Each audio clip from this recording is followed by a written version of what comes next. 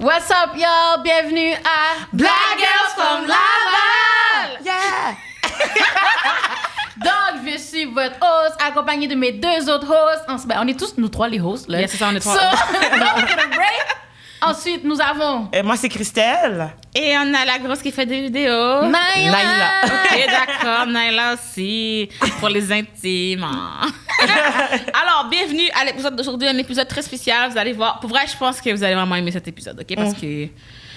We're strong! On est là pour vous, la gang. On est là, on répond à vos demandes. Alors aujourd'hui, n'oubliez pas de vous abonner au Patreon. N'oubliez pas de nous suivre sur Instagram, YouTube, partout. N'oubliez pas de nous encourager. N'oubliez pas de faire des dons pour le PayPal pour qu'on puisse faire d'autres invités avec des gens full cool que vous nous demandez de faire. Yo!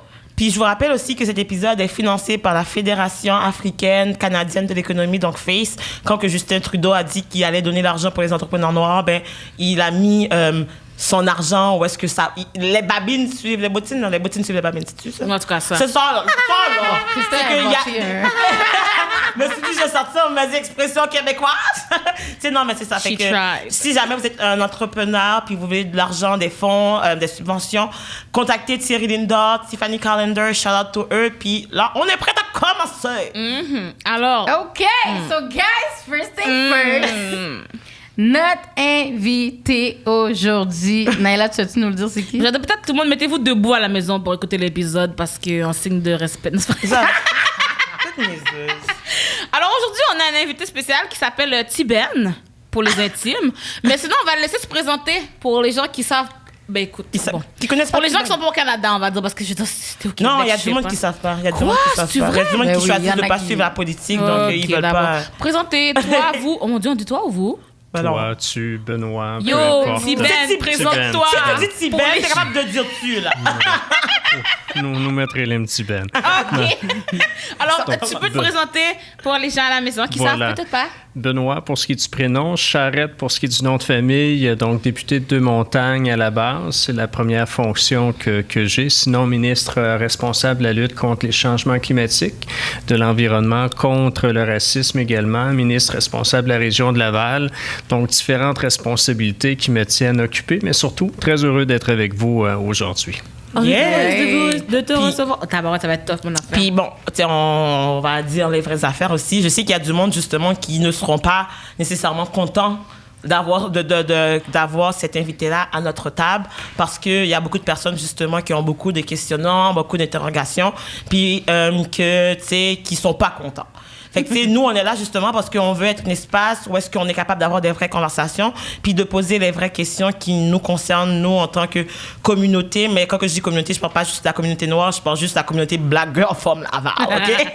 Yeah. Fait que, tu sais, en tant que communauté, nous, on va être une place pour la conversation. Ça se peut qu'il y ait des enfants qui soient dit qu'on soit d'accord, qu'on soit pas d'accord, mais à the end of the day, si on en parle, au moins, ça crée la conversation, puis ça crée un changement, puis des réflexions. Donc, voilà. J'aurais une première question, OK, pour lancer le tout, parce que dans les premières critiques, moi-même, j'ai fait des vidéos pour chialer. Là. Dans les premières critiques, on se demandait pourquoi est-ce que la première chance qu'on a d'élire un ministre antiraciste, c'est une personne blanche, une personne non racisée. Je voulais savoir, est-ce que vous... En tout cas, je sais pas Comment vous sentez par rapport à ça? C'est ça, comment vous sentez par rapport à ça, par le fait que ce soit pas une personne racisée, le fait que ce soit vous, le fait que les gens soient pas nécessairement contents, comme tout l'ensemble de l'œuvre. C'est comment ça va? Comment ça va? Comment cette job... Je sais pas, j'ai l'impression que ça aurait donné un plus fort message si la personne avait été racisée. En fait, la question est très, très légitime. D'abord, le sujet m'intéresse depuis toujours. Pour avoir vécu longtemps en situation minoritaire, notamment en Haïti, ma famille elle-même est mixte de par ma conjointe d'origine haïtienne. Mais à la base, c'est la prérogative du premier ministre. C'est le premier ministre qui décide un petit peu où placer ses joueurs.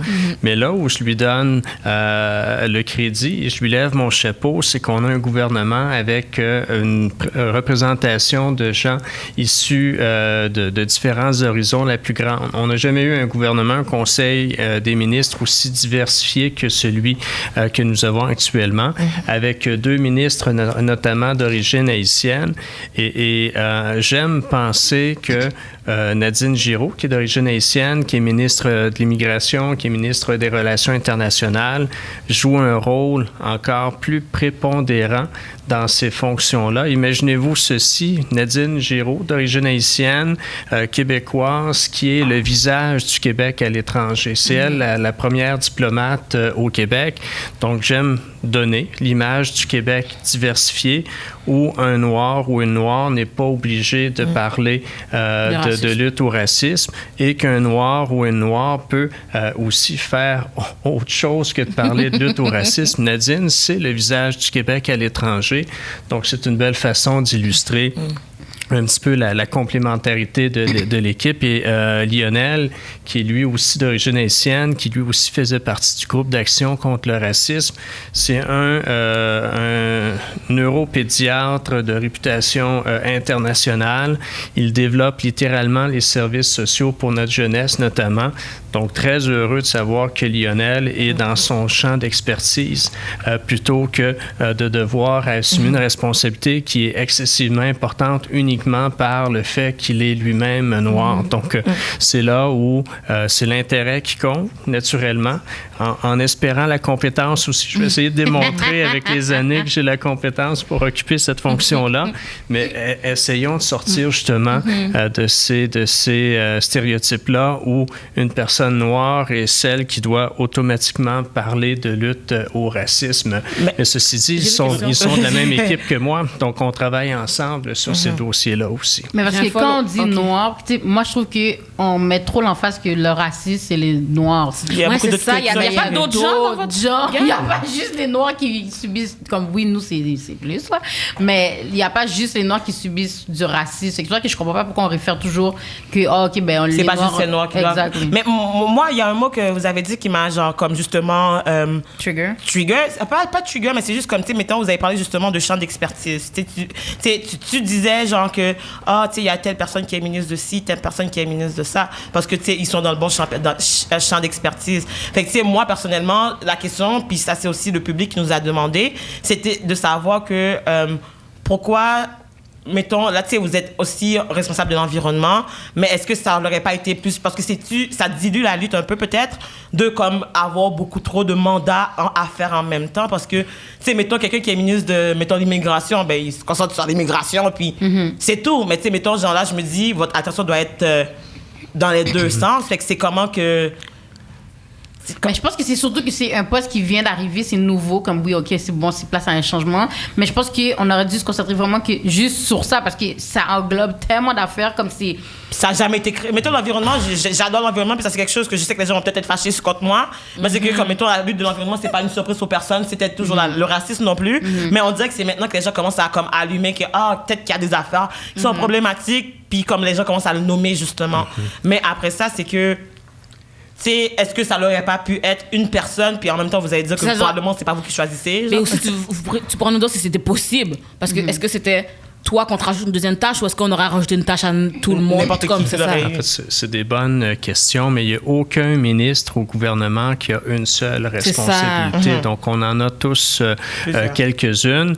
Mais ce que je dis souvent, je serais inquiet si j'étais seul à assumer ces responsabilités-là, mais j'ai une superbe équipe avec moi, autant du côté de l'environnement que de la lutte au racisme. Et dans le cas de la lutte au racisme, j'ai hérité avec le mandat d'un ami de Laval aussi, Christopher Skeet, qui agit avec moi comme adjoint parlementaire. Donc, on est deux dans les faits.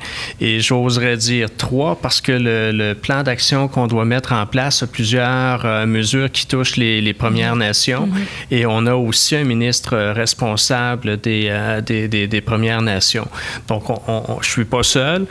J'ai deux collègues élus avec moi, sans compter un cabinet qui est dédié, sans compter des gens au ministère du Conseil exécutif qui nous appuient à travers un bureau de coordination. Seul, je serais sincèrement inquiet. Puis je vous le dirai cet après-midi, hein, je serais inquiet pour la suite des choses. Mais aussi, il faut penser que c'est la mise en place d'un plan d'action, la réalisation d'un plan plan d'action. Donc, il y a beaucoup des actions qui vont se faire dans les ministères eux-mêmes. Quand on parle de revoir, par exemple, le cursus scolaire pour mieux enseigner la diversité, mieux traduire justement, on parle souvent que ce soit le mois de l'histoire des Noirs ou le mois de juin, c'est le mois de l'histoire des Premières Nations. Mais malgré tout, on en entend parler très peu lorsqu'on est jeune à l'école. Donc, il faut revoir ces cursus-là. Et là, c'est la responsabilité du ministre de l'Éducation. Donc, à Jean-François, à qui j'ai eu l'occasion de parler à plusieurs reprises là-dessus, je lui ai dit, regarde, il faut continuer à travailler tel élément. Donc, la réalisation de ces mesures-là passe par plusieurs ministères avec lesquels on collabore là, de façon extraordinaire. Là, ça va bien. J'ai vu votre document justement qui expliquait les 25 actions que vous avez. Il y en a juste 25. Il y en a beaucoup 25, mais il y en a 25. C'est comme chaque 2 semaines, on fait une nouvelle action, tout le monde. C'est quand même c'est beaucoup d'actions. Je veux savoir, est-ce qu'il y a des conséquences si les ministères en tant que tels ne font pas les actions? Est-ce qu'il y a un deadline? Comment on fait pour savoir si c'est respecté ou non? Parce que c'est vraiment cool de soumettre des actions. Si vous voulez, je peux faire un podcast avec plein d'idées. La question maintenant, il faut que quelqu'un les fasse. La première personne qui a inventé le McDonald's, qui a pensé à un burger, n'a pas inventé le McDonald's. C'est quand est-ce que c'est le concret arrive? Ben, là aussi, on a un premier ministre qui est très impatient. C'est un gars de résultats. Puis il me dit, Benoît, c'est pas 25 actions dans lesquelles tu peux piger. Il faut réaliser les 25. Souvent, par le passé, c'est ça qui est triste un petit peu. Il y a eu plusieurs études, il y a eu plusieurs enquêtes, consultations sur la lutte au racisme. Des rapports, on en a un et un autre d'accumuler sur les tablettes à Québec. Donc, on voulait pas s'arrêter à cette étape-là. On a un plan d'action, 25 actions, et le premier ministre a été très, très clair. Il faut réaliser les 25. Donc, c'est pas un pick and choose. Les 25 vont se réaliser. Naturellement, il y en a qui sont plus simples que d'autres à réaliser. Tout à l'heure, je parlais de changer le cursus scolaire. Déjà, le ministère de l'Éducation est bien avancé dans sa réflexion.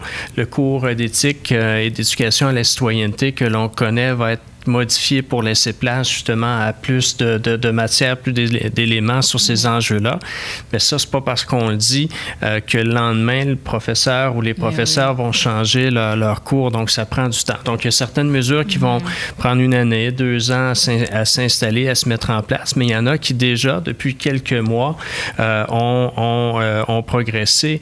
Un exemple, on veut que notre société soit plus représentative de ce qu'est le Québec, c'est-à-dire un visage qui est pluriel. Donc, une des recommandations demande à ce qu'il y ait plus de gens racisés sur les conseils d'administration des sociétés d'État. C'est l'image des sociétés d'État qui en dépend. Et depuis notre nomination, on a fait des pas de géant à ce niveau-là. Il y a eu plusieurs nominations à des postes importants, que ce soit la présidence du conseil d'administration de la Société d'assurance automobile du Québec, Conrad Siwin, un ancien chef autochtone, Madame Joisil, qui est d'origine haïtienne, qui a été reconfirmée à Recyc Québec comme présidente, Monsieur Saint-Élémy au niveau de la présidence du Musée des Beaux-Arts du Québec. Bref, on veut faire en sorte que nos conseils d'administration, sociétés d'État, soient plus représentatifs, et ça envoie un message extrêmement positif à la population de dire, voici, c'est ça le Québec d'aujourd'hui, des gens avec des profils différents, avec des origines différentes. Donc ça, c'est une des mesures sur laquelle on a beaucoup, beaucoup progressé en quelques semaines à peine. C'est bon, ça? C'est ça. Comme, tu sais, là, comme pour moi, c'est beaucoup aussi c'est important de savoir, mais il y a aussi beaucoup de name drop. Mais en fait, moi, genre, comme...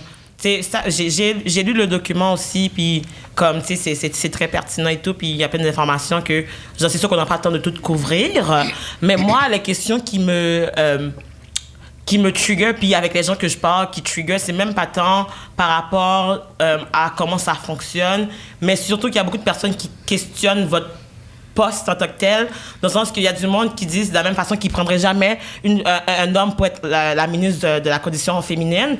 Comme pourquoi que c'est acceptable, entre guillemets, de prendre quelqu'un qui n'est pas une minorité pour représenter les minorités, en fait. J'ai quelque chose à dire, je veux rajouter un point. Oui. J'aimerais juste dire que, si vous allez voir la vidéo que j'ai faite, c'est qu'en ce moment, moi, de mon point de vue, après ça, vous direz aussi, mais de mon point de vue, je sais pas qu'est-ce qui est mieux, pour vrai, parce que on n'arrête pas de dire que il faut que les Blancs éduquent les autres Blancs. On n'arrête pas de dire ça. On n'arrête pas de dire qu'on veut un break puis qu'on veut être invité pour parler autre chose que de racisme. Ça, c'est ce qu'on dit nous aussi. Non, mais je suis d'accord avec toi. En ce moment, je me dis, je sais pas si c'est le meilleur poste, c'est quelqu'un qui l'a vécu ou quelqu'un qui l'a pas vécu ou quelqu'un qui est empathique ou quelqu'un... Mais je me dis, en ce moment, il y a beaucoup de choses que... Si c'est... Comme, mettons, en ce moment, le racisme systémique, il y a plein de gens qui sont comme, non, ça n'existe pas parce que le ministre dit pas que ça existe. Mais dès que le ministre va dire que ça existe... Parce que c'est quelqu'un qui leur ressemble, qui le dit puis qui l'utilise, ils vont y aller. Comme si, mais à l'inverse si c'était... aussi, il a dit qu'il n'existe pas, fait que là, les gens, il y a du monde qui ne croient pas aussi. Mais je veux dire, c'est qu'en ce moment, peut-être que s'il a nommé quelqu'un d'autre, peut-être que cette personne-là se ferait, je sais pas, lancer des œufs chez elle. Peut-être qu'elle serait faite menacer de mort. Des affaires comme ça, fait que je sais pas qu'est-ce qui est mieux. Mais en fait, qu'est-ce que je vais faire, c'est que genre, j'allais comme nous demander notre opinion avant, mais je voulais juste avoir sa réponse pour voir, parce que c'est lui qui occupe le poste aussi, parce que c'est peut-être que sa réponse va donner une réflexion aussi. Là. Mais c'est un petit peu ce que je mentionnais tout à l'heure. On a un conseil des ministres qui est très diversifié. On a un caucus qui est très diversifié aussi. Et j'aime penser que c'est pas parce que je serais noir que je devrais automatiquement parler de lutte au racisme. Mais je parle pas juste d'être noir. Mettons, moi, je pense que ça m'aurait pas dérangé. En fait, il y a beaucoup de personnes que ça n'aurait pas dérangé. Qu'importe quelle autre culture, peu importe, sauf ça aurait pu être genre quelqu'un qui est genre de la culture asiatique, quelqu'un qui est de la culture arabe. Ça, c'est un autre très, très bon point. Et comme formation politique, puis je ne veux pas tomber dans la partisanerie, mais aux dernières élections, en fait, si on regarde, c'est un parti qui est relativement récent, qui a été créé en 2011. On est la formation politique qui, à chaque élection, a le plus de candidatures issues notamment de l'immigration. Naturellement, on a réussi à en faire élire quelques-uns, pas assez à mon goût. On va donner, encore une fois, je suis convaincu, le ton à la prochaine élection pour avoir encore davantage de candidatures issues de la diversité. On va espérer que plus de ces gens-là, plus de députés soient élus et ça va élargir le bassin. Moi, je regarde notre conseil des ministres, je regarde notre caucus, très, très fier de notre équipe, mais je vais souhaiter, vous avez parlé d'une personne d'origine asiatique. On est en 2021. Malheureusement et tristement, dans l'histoire du Québec, il n'y a jamais eu de député homme ou femme d'origine asiatique. Et pourtant, la présence des différentes communautés asiatiques au Québec... C'est parce qu'ils n'appliquent pas? En fait, il y a sans doute eu des candidatures par le passé, mais n'ont pas été élues. Donc, moi, le rôle que je vais souhaiter jouer à la prochaine élection, c'est m'assurer qu'on a des gens issus de différentes origines dans des comtés où on a des chances de gagner pour que cette personne-là ne soit pas que candidate, mais qu'elle devienne élue. Mais moi, ça m'attriste. On est en 2021. On a une communauté d'origine asiatique qui est implantée au Québec depuis des décennies, voire des siècles, plus d'un siècle, très certainement, mais jamais dans l'histoire du Québec, on a eu un ou une députée d'origine asiatique. On en a eu plusieurs noirs et la plupart, pas tous, mais la plupart étaient d'origine haïtienne. Il y a mon bon ami Makakoto qui, lui, est d'origine africaine, mais des Noirs, on en a eu quelques-uns. On en a déjà actuellement, on en a encore quelques-uns d'élus, ce qui est une belle avancée, mais c'est pas représentatif de la société parce que non, on n'a pas assez d'élus d'origine maghrébine ou d'origine asiatique. Donc ça, c'est quelque chose qu'il faut améliorer. Mais c'est pourquoi, justement, que les gens... On va se dire, mais pourquoi qu'il n'y a pas du monde qui s'inscrit? Parce que moi, je peux parler pour moi. Non, mais c'est comme, mettons qu'ils vont se porter comme truc, mais ils sont pas votés pour eux. Les gens, toi, quand tu vas voter, c'est que tu n'as pas voté pour la personne qui est arabe. Tu n'as pas voté pour la personne asiatique. C'est là qu'ils sont pas élus. Parce qu'on est trop habitués de voir... Tu comprends? C'est là qu'ils sont pas élus, fait qu'ils peuvent pas se rendre plus loin parce qu'à l'étape 1, on n'a pas voté pour eux. Mais en même temps, les partis politiques savent fort bien les comtés où ils ont des chances de gagner. Donc, les partis politiques ont la responsabilité de placer des gens issus de la diversité dans des comtés où on a des chances de gagner. Moi, je parle naturellement pour ma formation politique. Je regarde déjà les élections qui vont venir l'année prochaine. Je sais les comtés qui sont prenables pour nous. Et avec la direction du parti, je veux m'assurer qu'on ait davantage de candidats et candidates issus de la diversité dans ces comtés-là. Tout à l'heure, je parlais des conseils d'administration. Je crois beaucoup en l'exemple. À partir du moment où tout le monde au Québec va voir davantage de gens aux différentes origines occuper différentes fonctions.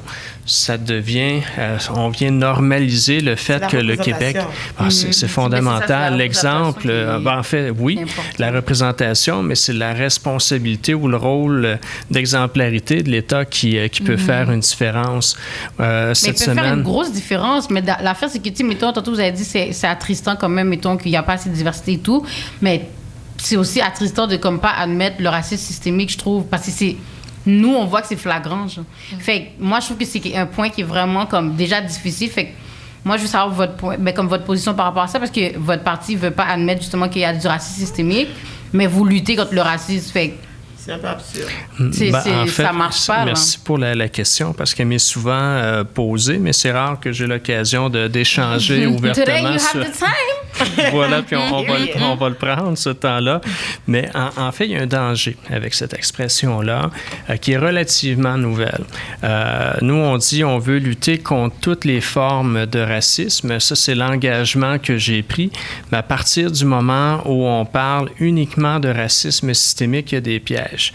Il y a des pièges qui nous amènent à la question de la protection du français. Parmi les militants, les personnes qui militent fort pour le concept de racisme systémique, plusieurs d'entre eux et d'entre elles disent la loi 101, la loi sur la protection, en fait, la charte de la langue française est une preuve de racisme systémique. Donc, comme gouvernement qui a la responsabilité de faire la promotion de la langue française, déjà, il y a un choc d'idées là, qui est réconciliable. On a une loi qui a été adoptée plus récemment au niveau de la laïcité. Certains disent que c'est une preuve de racisme, exactement, la loi 121. Donc, certains disent que c'est une preuve de racisme systémique. Donc, vous comprenez que comme gouvernement, on ne peut pas faire ce genre d'équation-là. Et ce qui me dérange un peu avec l'expression que je qualifierais de fourre-tout de racisme systémique, c'est que ça enlève la responsabilité de chacun. Dans les dernières semaines, on a vu des manifestations de racisme très, très cruelles qui, moi, me font mal au cœur à chacune des fois dans les rues de Montréal où une minorité, des jeunes issus d'une minorité s'en sont pris à d'autres gens issus d'une minorité en les qualifiant de propos racistes. Donc, le racisme, c'est pas uniquement société d'accueil à l'égard de gens issus de l'immigration. Ce n'est pas uniquement les Blancs contre les Noirs, on le disait tout à l'heure. On est tous sujets à avoir des biais. Donc, à partir du moment où on dit c'est le système ou c'est un racisme systémique, ça nous enlève à chacun la responsabilité de prendre conscience des biais qu'on peut avoir, du rôle qu'on peut avoir pour lutter contre le racisme. Mais je pense pas que ça nous enlève, parce que c'est un fait. On va faire un tour de table. On va faire un tour de table parce qu'on a tout beaucoup à dire. OK, mais au pire, ça serait quoi qu'il vous faudrait pour admettre qu'il y aurait du racisme systémique? C'est quoi que le gars l'admette? Mais à la base, c'est qu'il n'y a pas de définition qui rallie les gens. À partir du moment, lorsqu'on parle de racisme, c'est clair. Il y a une série, je ne sais pas si vous l'avez écoutée, Orange is the New Black. Yes. Ben, là, le danger, c'est que le racisme devienne, le racisme systémique devienne le nouveau racisme. Il faut parler de racisme. Il faut parler de toutes les formes de racisme, mais si on s'entête à ne vouloir parler que de ce que certains considèrent comme étant du racisme systémique, on va passer à côté de bien des occasions d'améliorer le vivre ensemble. Mais je pense pas, parce que ça englobe, anyways. Comme on sait qu'il y a du racisme depuis 2002. Je suis cute, moi. Depuis la ségrégation de 2002. Depuis tout le temps. De la société moderne. On le sait déjà. Je pense pas que ça va faire que ça va comme baisser le fait que comme on peut pas aller vers comme quelque chose qui arrive, parce qu'on sait déjà qu'à la base qu'il y a du racisme. Fait que je pense pas qu'admettre qu'il y a du racisme systémique va downgrade. Parce que à la base, moi, je trouve que le racisme, ça, c'est un concept que tout le monde sait que ça existe. Exact. Mais le truc, c'est que, genre, c'est facile de se dissocier, de normaliser, de faire comme si que ça n'existe pas. C'est les autres, c'est pas moi. Exactement. Mais le truc, c'est que, genre, puis moi, je dis toujours, même moi, en tant que personne noire, j'ai des biais. Justement, il y a des affaires que moi, je dois déconstruire. Mais après ça, c'est que, comme quand quelqu'un va me dire, puis en général, c'est des personnes blanches qui vont me dire qu'il n'y a pas de racisme systémique. Puis peut-être des fois, il va y avoir des poignées de minorités qui vont être d'accord, mais moi, je les appelle des personnes qui ne sont pas assez déconstruites pour voir que même eux, ils ont des propres biais. Parce que je me dis, comme, OK, mettons, genre, quelqu'un va me dire que le racisme systémique n'existe pas. Moi, je le vis, genre, le racisme que le système me fait vivre. C'est pas juste de le vivre, mais attends, c'est que, genre, mettons, c'est comme si on me dit que mon vécu n'est pas valide parce qu'il y a une personne qui, à le micro, ne l'a pas vécu. Donc, comme moi, ma réalité, c'est pas vrai. Puis moi, genre, je pense pas que comme toutes les minorités qui vont dire qu'il y a du racisme systémique parce qu'on parle comme si c'était une poignée de gens, mais il y a une grosse majorité au Québec, genre de minorités, qui croient que le racisme systémique est un problème. Puis moi, c'est que, puis il y a beaucoup de personnes qui disent aussi, c'est à partir du moment qu'on acknowledge qu'il y a un problème, qu'on va changer les choses. Si on pense que ça va bien, ça va rester pareil. Puis même, j'écoutais une vidéo, même dans un de vos discours passés, vous disiez justement que vous voyez du racisme puis que du caractère systémique du racisme, puis ça c'était avant que vous soyez dans le poste. Puis moi, c'est là que genre j'ai de la misère parce que j'ai l'impression qu'on se fout de ma gueule. Genre, on va dire les vraies affaires. J'ai vu la vidéo. C'est une intervention que j'ai faite il y a une dizaine d'années à l'Assemblée nationale et je pourrais répéter tous les mots que j'ai prononcés à l'époque. Il y a du racisme, oui. Il y a certaines communautés qui en sont davantage touchées, oui. Mais c'est à partir du moment où on dit le système y contribue.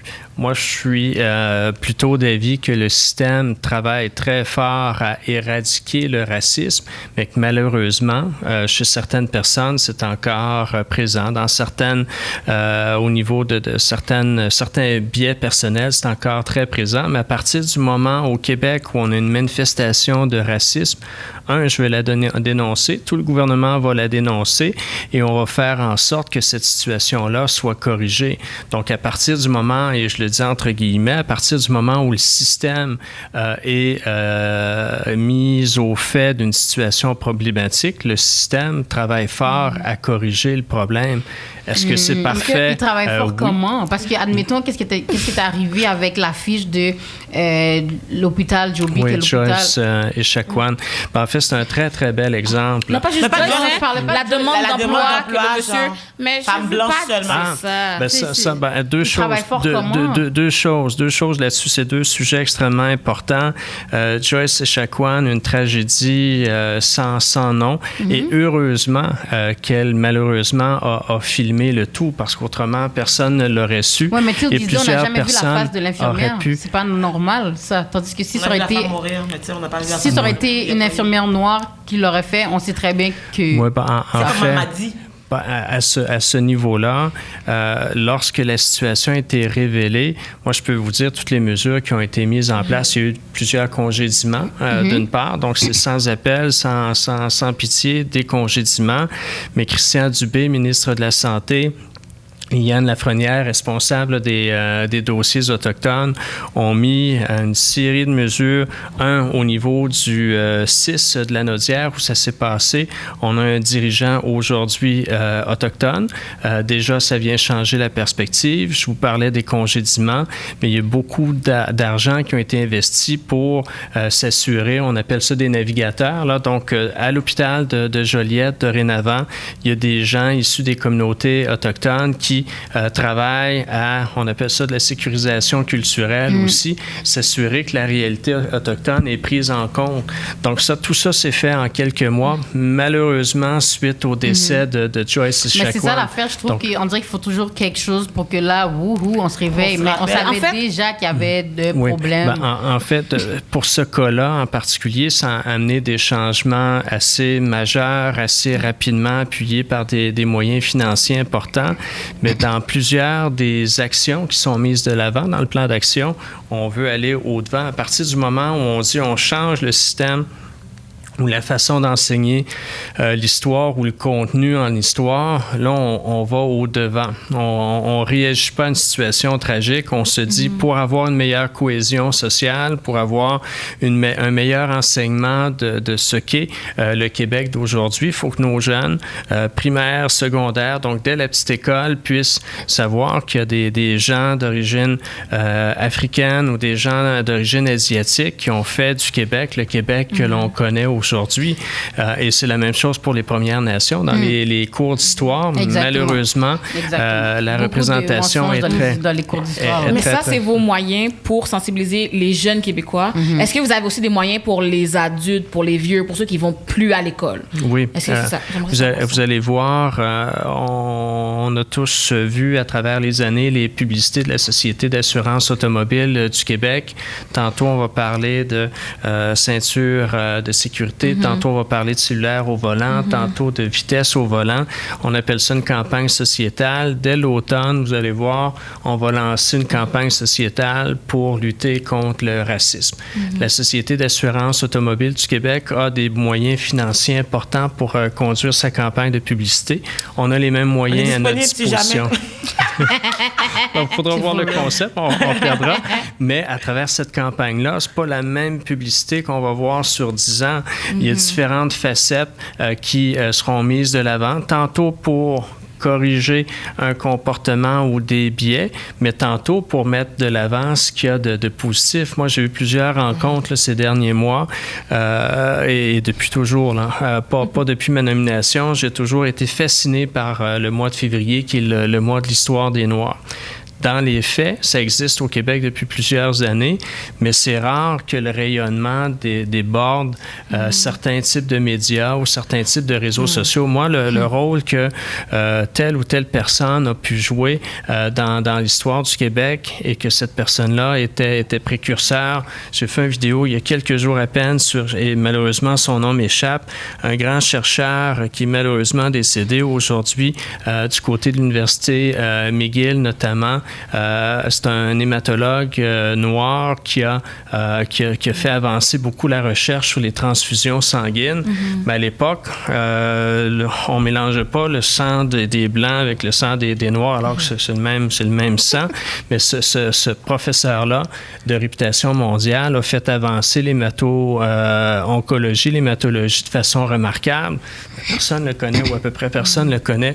Donc, il faut mettre de l'avant des figures de cette nature-là pour dire aujourd'hui, si on a la qualité de vie que l'on a au Québec, c'est à cause de plein de gens qui avaient des origines différentes. Est-ce que vous pensez que vous aurez pris quand même si votre femme n'était pas haïtienne? Ah oui, je suis convaincu que c'est pas l'élément qui a été... Parce que c'est la première chose qu'on entendait seulement dès qu'on a vu que c'était vous, comme un homme blanc qui est pour la lutte contre le racisme. Juste parce que j'ai une conjointe d'origine haïtienne. Donc mais c'est ça qu'on entendait. C'est ça qui a été médiatisé. Oh, calmez-vous, sa femme est haïtienne, ses enfants sont métis. J'espère que le premier ministre a reconnu d'autres qualités que celle de la couleur de la peau de ma conjointe. On lui a demandé, il a répondu à la question. Tu sais. mais c'est-à-dire, ça démontre un parcours. Moi, j'ai vécu une partie de ma vie beaucoup en Haïti, mais que ce soit en Afrique aussi. Bref, j'ai eu le plaisir et le privilège surtout de vivre un peu partout. Donc, c'est déjà dans ma nature. Donc, j'espère que c'est davantage le profil personnel accompagné de certaines compétences que le simple fait que ma conjointe ait des origines haïtiennes. Mais ça, c'est une question à lui poser, mais je serais intéressé d'entendre sa réponse. Non, mais honnêtement, nous, on serait intéressé à avoir d'autres femmes parce qu'on pourrait lui poser des questions entre haïtiennes. mais entre nous, et je veux rien lui enlever, mais je suis beaucoup plus haïtien qu'elle peut être haïtienne. Elle parle pas créole, moi je parle créole. Elle est née ici. C'est moi qui l'ai amenée en Haïti la première fois. Donc la culture, là, nos enfants, je les pratique un petit peu avec le créole. Donc on se taquine beaucoup. C'est comme le monde à l'envers. Donc la sensibilité haïtienne à la maison. Vous savez quoi? Ça m'étonne même pas. Mais ça m'étonne pas. Comment ça, elle parle pas créole? Mais il y a Naïla, elle veut jamais parler créole. Elle veut pas, mais Naïla, je suis gênée. Mais là, je veux pas créer de conflit entre nous. Gros conflit qui se donne. J'accepte, là, ça se peut être haïtienne et pas parler créole, laisse-la tranquille. Mais en fait, c'est ça l'affaire, que comme tu dis, Naïla, c'est que, comme, justement, ça, c'est quelque chose à déconstruire parce que, en fait, moi, c'est même pas l'affaire que sa femme parle pas bien créole ou parle pas créole. C'est plus le fait que, comme, tu peux pas dire que t'es plus haïtien que moi parce que, à the end of the day, En tout cas, moi, je ne considère pas que we are the same. I'm sorry, mais comme... mais c'est cette façon de parler, mais même à ça, genre comme, tu sais, we are not the same. Puis moi, genre, en tant qu'haïtienne, mon vécu, puis ton vécu, en tant qu'homme blanc, genre, qui a vécu en Haïti, c'est quand même pas pareil parce que je vois comment que les Haïtiens en Haïti traitent les personnes blanches. Je disais ça avec le sourire, naturellement, c'est un clin d'œil. Mais dans les faits... C'est façon de parler. Il y a beaucoup... si on remonte dans l'histoire de l'immigration haïtienne au Québec, il y en a beaucoup qui, une fois rendus au Québec, ont voulu couper les liens avec le créole. Donc, sans rien enlever à ma belle-mère ou quoi que ce soit, ma conjointe n'a tout simplement pas évolué dans un environnement où on parlait créole. Elle le comprend et entre nous, sur les mauvaises expressions qu'elle connaît. Mais pour le reste... Ici, pas parler il y en a quelques-unes. Mais moi, ça me met toujours de la peine quand mettons, quelqu'un qui est haïtienne va dire comme « Ah, mais là, tu sais, je suis moins haïtienne. » Parce qu'il y a quelqu'un d'autre qui m'a dit une affaire que comme je me sens pas comme genre je peux pas relate avec les Haïtiens parce que moi je parle pas créole ou je sais pas comment faire ci ou je sais pas comment cuisiner. Mais c'est parce que des fois c'est pas juste dans notre tête, des fois ça vient des Haïtiens aussi qui nous le rappellent tous les jours qu'on n'est pas haïtien. Même on dit qu'il peut pas avoir la double citoyenneté, t'es soit haïtien, t'es soit autre chose. So, comment je suis née ici, je parle pas la langue, j'ai jamais été là-bas, puis je vais me considérer haïtienne avant de me considérer comme canadienne. Mais dans les faits, c'est beaucoup comment les parents ont transmis ce lien-là. Je pense pas parler autant de ma conjointe cet après-midi, mais elle, dans son cas, ce qui lui a permis de renouer un peu avec ses origines, c'est au lendemain du tremblement de terre. Je l'ai amenée en Haïti, c'est-à-dire on est allés ensemble au lendemain du tremblement de terre. Donc, il y a eu une prise de conscience ou assez rapprochée de ses... je fais plein... en fait, j'ai travaillé là-bas. Mais même une certaine période de ma vie, je travaillais pas officiellement. Au début, c'était-tu pour le fun? C'est comme moi, j'allais découvrir ce pays-là. Non, c'était pas comme... J'ai jamais été comme touriste en Haïti. C'était de la coopération avec différentes organisations. Ça a été mon premier mandat. Mais après, je me suis marié là-bas. Pas avec ma conjointe actuelle, mais avec une autre personne d'origine haïtienne. Mais parce que tout le monde pensait que c'était la même, hein? Non, c'est pas la même. Ça non plus, ma conjointe actuelle n'aimerait pas ça si... Pardon? C'est quoi vous aimez des Haïtiennes comme ça? À partir du moment où tu vis en Haïti, que tu es célibataire, tu as bien des chances de rencontrer une Haïtienne. Donc, c'était mon cas à l'époque. Les odds sont élevés. Oui, les probabilités étaient très, très élevées, effectivement. Donc, le hasard de la vie, tout simplement. Mais c'est un pays... Je suis chez nous, en Haïti. En Haïti, il n'y a personne, je pense, qui connaît Benoît. C'est Tibet. Les Haïtiens, pour vrai, on est très, très, très, très, très accueillants. Puis les Haïtiens aiment beaucoup les Blancs. Je suis désolée, mais c'est... Mettons, même moi, tu vois, je vais venir en Haïti, ils vont m'appeler la diaspora. Mais une petite anecdote, puis on pourra parler environnement, racisme après, si vous le souhaitez, mais une petite anecdote. Moi, j'étais dans le nord du pays. Mes racines en Haïti sont beaucoup dans le nord-ouest, où il y a très peu d'étrangers. Et la notion, même le nom de blanc, dans le créole du Nord-Ouest, blanc, ça ne veut pas dire forcément blanc, couleur de la peau, ça veut dire étranger. Donc, en Haïti, quand j'ai entendu à plusieurs reprises, quand quelqu'un me voyait pour la première fois, mettons qu'il entendait le mot blanc, là, les gens, non, il n'est pas blanc, lui. C'est un Haïtien. Blanc, en créole, en région. Parce qu'il y a des Haïtiens qui sont aussi blancs, genre couleur de peau. Mais ça veut beaucoup dire étranger.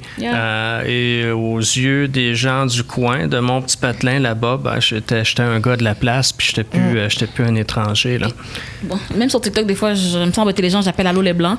Mais j'arrête pas de dire vraiment souvent que, pour vrai, c'est pas une insulte, puis pour vrai, si moi, demain matin, j'ai un actif, c'est moi la blanche. Comme c'est pas une blague, les amis, c'est pas méchant, ça veut pas mal juste c'est un petit peu partout.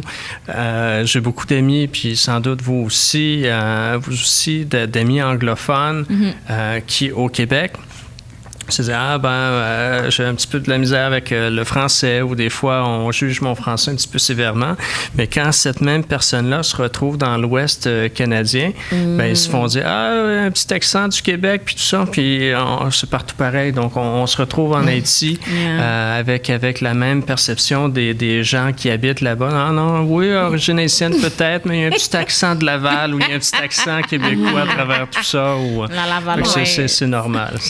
Est-ce que vous, comme vous aimeriez ça, comme aider comme continuer à aider Haïti, genre, même si là, en ce moment, vous avez un gros mandat ici? Là, actuellement, c'est difficile pour moi, mais au cours des dernières années, je suis retourné souvent en Haïti. Là, ça fait 2-3 ans que j'y suis pas allé. C'est l'emploi du temps qui m'en empêche. Mais c'est dangereux aussi, là-bas, en ce moment. Moi, je regarde l'actualité haïtienne tous les jours. À tous les jours, et ça m'attriste beaucoup les derniers mois là, au niveau de l'insécurité dans certains quartiers. C'est malheureusement très triste, mais oui, après, ou lorsque j'aurai un petit peu plus de temps, c'est sûr que je vais retourner en Haïti puis voir qu'est-ce que je vais faire. Je pourrais pas dire, mais c'est ma deuxième demeure en quelque sorte. J'aimerais ça revenir un peu sur le sujet de vos politiques, de vos objectifs, de vos suggestions. C'est prêt par rapport à la profilage racial. Brutalité, je sais pas, mais profilage racial. C'est quoi un peu vos idées, vos solutions, vos techniques pour... Mais ouais, comment ça va être traité, en fait? Policière. Oui. Parce que là, il y en a encore. Là. Violence, brutalité raciste policière. J'ai eu le plaisir là, avec Christopher de rencontrer des dizaines de groupes depuis notre nomination et c'est sans doute le sujet qui est ramené le plus souvent. Ça heurte les gens. Quand tu te fais profiler, quand tu te fais arrêter sans raison ou lorsqu'ultimement il y a même une certaine forme de violence, ça heurte les gens. Donc oui, on a quand tu fais 6 jours en prison quand tu es victime. On a 2 actions qui touchent directement cet enjeu-là. On a déjà rencontré les principaux directeurs et directrices des corps policiers au Québec. On a, avec ma collègue Geneviève Guilbeault, qui est responsable de la sécurité publique, mis un petit peu un plan d'action en place. À l'automne, il va y avoir un dépôt de projet de loi où cette question-là sera abordée. Mais c'est clair qu'on veut... Mais c'est trop long, je trouve.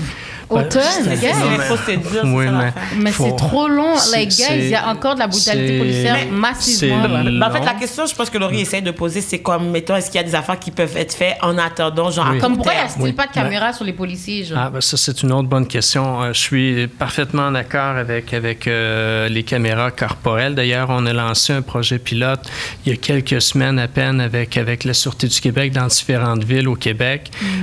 Sauf que les corps de police municipaux et les municipalités sont responsables de leurs corps policiers municipaux. Donc, on va encourager, si c'est le souhait de la Ville de Montréal, de le faire. Je pense que la mairesse actuelle et je pense que les différents candidats à la mairie sont d'accord. Ça va changer. Moi, j'y crois. Je pense que ça va changer. Pour les caméras sur les policiers? Oui, je pense que ça va changer pour le mieux.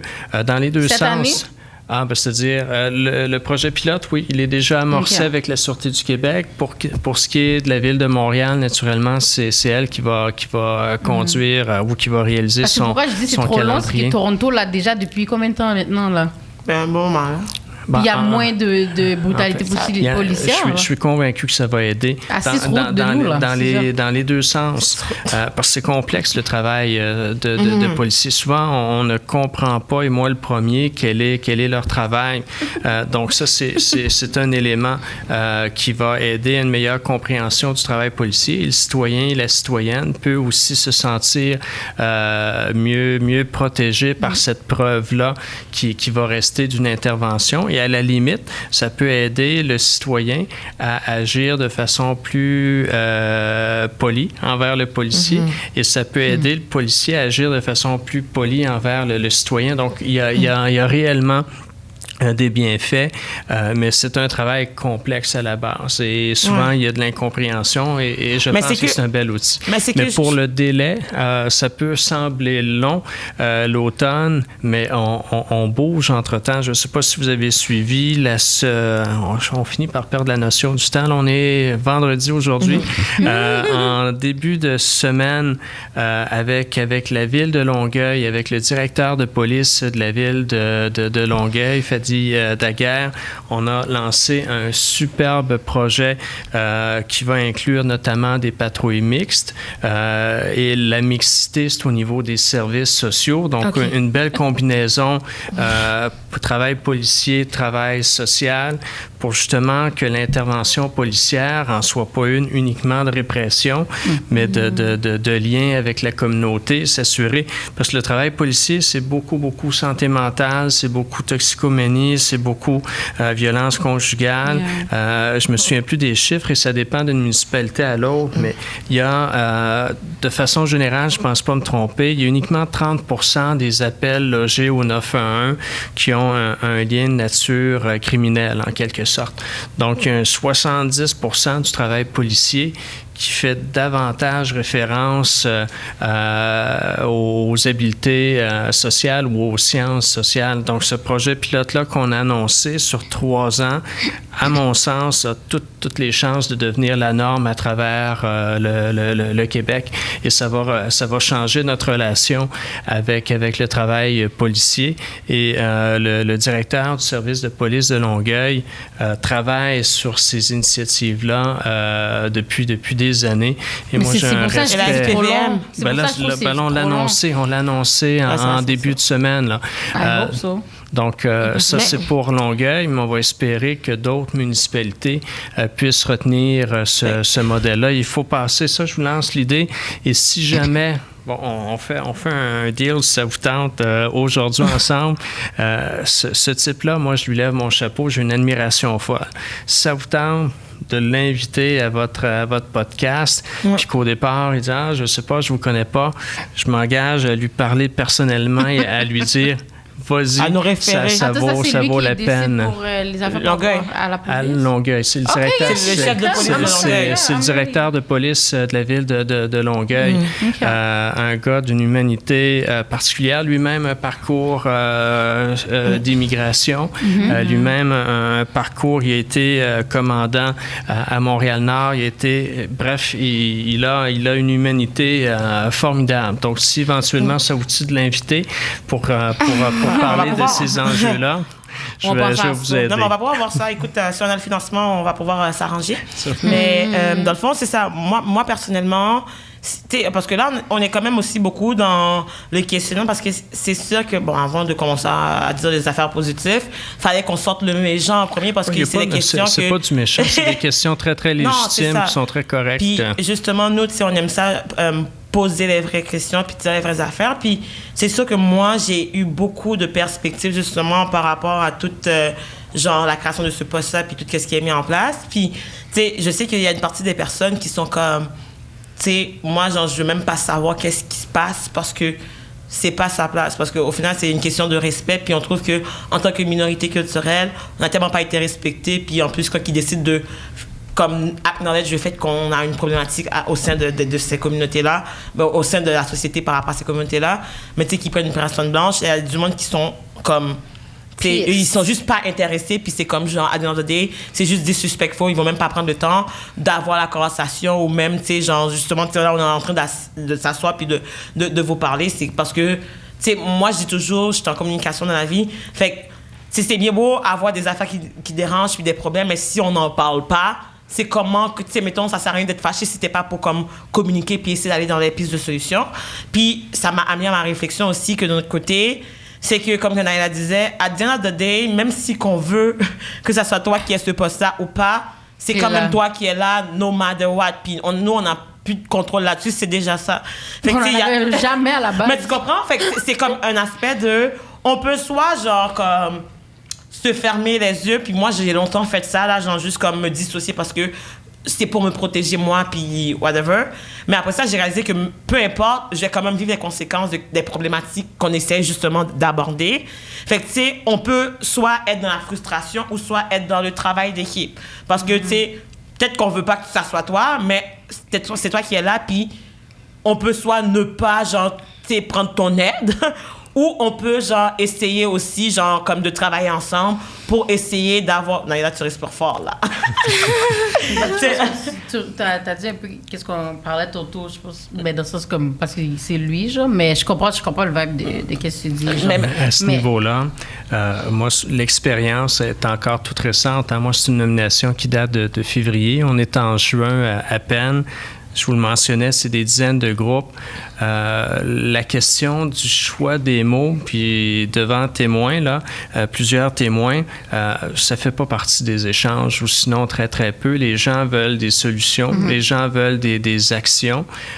Puis nous, on s'est engagé à lutter contre toutes les formes de racisme. Toutes les formes de racisme sont inacceptables au Québec. Donc, à partir du moment où on se dit on est sur l'action, ben, c'est là où on rallie à peu près tout le monde. On pourra peut-être encore être en désaccord sur le choix de tel ou tel mot, mais c'est la finalité qui compte. Mais moi, je veux juste savoir comme si vous les voyez au moins tout ce qui se passe. Comme, tu sais, genre, je peux vraiment faire tellement de comparaisons. Comme, mettons, au Black Lives Matter, la manifestation, la police était déjà là comme à 8 h du matin, je pense. Les Canadiens ont gagné, j'ai pas vu de policiers. Il y a eu des grabuges. Attention, moi, j'y étais aussi à la manifestation. Ben, il y en a eu deux. Il y en a eu une en juillet, une en septembre. Moi, en juillet, je pouvais pas, mais je suis allé à celle de septembre. D'ailleurs, je suis allé avec toute ma famille, conjointe, enfants. On y était. La question de la présence policière, c'est tout le temps très, très délicat. Les corps policiers ont des stratégies pour veiller à la sécurité du public, éviter les débordements. Mais moi, pour les matchs de hockey, je peux vous dire que ce soir-là, je peux, sans révéler tous les secrets des corps policiers que je ne connais pas dans le détail, mais je peux vous dire qu'il y a plusieurs quadrilatères qui déjà sont sous haute surveillance pour éviter justement des débordements. Mais dans le cas de la manifestation du mois de septembre, lorsqu'on attend des dizaines de milliers de personnes, il faut qu'il y ait un encadrement policier. C'est une responsabilité de n'importe quelle société pour que les gens qui y participent soient en sécurité. Moi, j'y étais en septembre. Je ne peux pas vous dire que j'ai tout vu parce qu'on était des dizaines de milliers, mais moi, j'ai vu des policiers qui étaient là de bonne humeur, qui étaient là pour assumer leur rôle en cas de problème. Mais à ma connaissance, il n'y a pas eu d'intervention, quoi que ce soit, parce que c'était... Non, la fin là, de la première, là, ils ont eu des bombes lacrymogènes. Ça, ce qui est dommage, ça, c'est très, très triste. Mais vous regarderez, malheureusement, manifestation contre les mesures sanitaires, victoire du Canadien. Il y a les gens qui sont là pour les bonnes raisons, qui sont là pour manifester leur joie, leur opposition, peu importe. Ça représente quoi, peut-être 95%, mais dès qu'il y a une manifestation, il y a tout le temps des gens qui infiltrent ces manifestations-là pour faire du grabuge, briser des fenêtres et tout ça. Fait que les policiers doivent jouer leur rôle à ce niveau-là. C'est pour ça que je trouve qu'ils ne gardent pas la même énergie. Mais ils choisissent avec comment ils jouent leur rôle puis avec qui ils jouent leur rôle. Ben, c'est une question d'évaluation. Puis dans le cas d'une des manifestations anti-mesures sanitaires, là, il y a quelques mois, moi, je me souviens très bien avoir entendu et les autorités policières et la Ville de Montréal dire on l'avait mal évalué. Il y a eu des débordements, il y a eu le potentiel de problèmes. Donc, il n'y avait pas suffisamment de policiers. Il y a eu des débordements. C'est pour les Canadiens, ça? Non, pour une manifestation il y a quelques mois contre les mesures sanitaires. Mais c'est ça, je trouve, qui est le problème. Parce que c'est comme, ça a été mal évalué, mais nous, on n'a pas le droit à l'erreur. Mais c'est comme si, mettons, quand c'est nous, ils réfléchissent que comme, on sort tout l'arsenal. Je ne penserais pas. Honnêtement, j'ai en tête la manifestation de septembre, des débordements à la toute fin. Et à mon impression, c'est très personnel, mais pour moi, les gens qui ont fait du grabuge n'ont rien à voir avec la marche, n'ont rien à voir avec la cause. C'est des gens qui, peu importe le contexte, veulent faire du trouble. Mais lorsque l'on attend, comme municipalité ou comme gouvernement, lorsqu'on sait qu'une manifestation qui est susceptible d'accueillir 50 000 personnes, il faut prévoir des dispositifs de sécurité pour que la population soit en sécurité. Pour finir, justement, c'est que comme tout ce qu'on parle, au final, c'est que l'information qu'on a eue, c'est par rapport aux médias. Puis ça, c'est un gros questionnement, puis c'est une grosse problématique parce que les médias, c'est eux qui font la plus grande propagande. Parce que c'est eux qui contrôlent l'information qui sort, puis on sait que toutes les chaînes de médias au Québec appartiennent à genre Québécois puis l'autre, là. C'est-tu bête? J'ai oublié c'est quoi son nom, mais appartiennent à 2 personnes. Mais c'est que comme... Est-ce qu'il y a quelque chose qui peut être fait? Parce qu'au final, genre, il n'y a pas de représentation dans les médias. C'est là que les stéréotypes sont véhiculés. Il n'y a pas de place. Comme je ne sais pas si c'est au niveau du ministère de la Culture ou quelque chose, mais c'est que comme là, il y a un gros problème que le manque d'information, genre, que les médias y font, genre, normalement, ça fait que ça a un impact sur la société. Puis, on a, tu sais, les grabuges, j'y parlais, genre, au BLM, genre, juste du fait qu'il y a eu des grabuges. Puis, comme vous les avez nommés, ils ont même pas rapport avec la manifestation. Mais pourtant, quand que, genre, moi, j'ai écouté la télévision, ils ont juste parlé de l'aspect grabuge et non de qu'est-ce que ça représentait la mort de George Floyd ou tout l'impact que ça a eu. Puis... Vous avez, je ne porterai pas de jugement sur le fait est-ce que c'est des agents de propagande ou pas, mais vous avez raison et je suis d'accord pour dire que les médias ont une grande responsabilité. Ben oui, même moi, si vous me suivez sur les réseaux sociaux ou autres, je me gêne pas quand j'ai le sentiment une couverture est déplacée ou laisse place à certains préjugés. Je le laisse savoir. Mais oui, les médias ont une responsabilité. Tout à l'heure, je parlais d'exemplarité pour le gouvernement du Québec. Les médias ont un devoir d'exemplarité aussi au niveau de leur animateur. Mais qui est responsable? En fait, c'est une responsabilité qu'ils doivent assumer, mais il n'y a pas de loi qui dit mais c'est ça que vous devez avoir n'a pas de contrôle. tant de pourcentage de gens. Bon, on les encourage. Et au fil des ans, c'est encore insuffisant quant à moi, mais si vous regardez, là, au fil des ans, on a de plus en plus d'animateurs, animatrices, journalistes, que ce soit d'origine noire, que ce soit d'origine asiatique, que ce soit... sont où, c'est qui? OK, on n'a pas vraiment le temps d'élaborer sur toutes les questions de nommer des noms. Tout à l'heure, on voulait éviter le name dropping, mais je pourrais vous en... Moi, je travaille avec les journalistes. C'est un petit peu mon quotidien. Je peux vous dire que chaque chaîne, maintenant, a des gens issus là, de différentes origines. Mais il y a une responsabilité d'exemplarité à ce niveau-là, là, très, très clairement. Mais c'est tout le temps qu'on avait aujourd'hui. Merci beaucoup d'être venu nous voir. Tibène. Il y a une question que j'aurais voulu poser, que vous pourrez me répondre par courriel plus tard, c'est pas grave là. J'aurais voulu savoir un peu, dans votre propre lutte personnelle contre le racisme, pour éliminer ces biais, si vous aviez des suggestions à faire aux gens, peut-être des livres que vous avez aimés, des podcasts que vous écoutez. On n'a pas 2 minutes pour qu'il le dise? Non, c'est ça. Il faut faire la conclusion. On va se reprendre. Fait 10 minutes de ça. Ce sera l'épisode 2, si vous voulez. Je reviendrai pour on peut faire un live avec vous, hein? part 2. Est-ce que vous avez des lives sur Instagram? Oui, j'ai fait mon premier hier. J'ai jamais fait ça de ma vie. Moi, c'est mes enfants qui m'initient à ça. Je suis très, très archaïque en matière d'application. Je connaissais même pas le mot de passe de mon propre compte. Mais hier soir, j'ai fait mon premier Instagram live, donc on pourra en faire un autre. Vous êtes officiellement un influenceur. Je ne sais pas combien de gens suivaient, mais au moins ça a fonctionné. C'est bon. Fait que merci beaucoup pour vrai. C'était vraiment une belle discussion. On s'est bien amusé. J'aimerais rappeler à tout le monde que l'épisode aujourd'hui était sponsor. C'est parfait. La Fédération africaine-canadienne pour l'économie.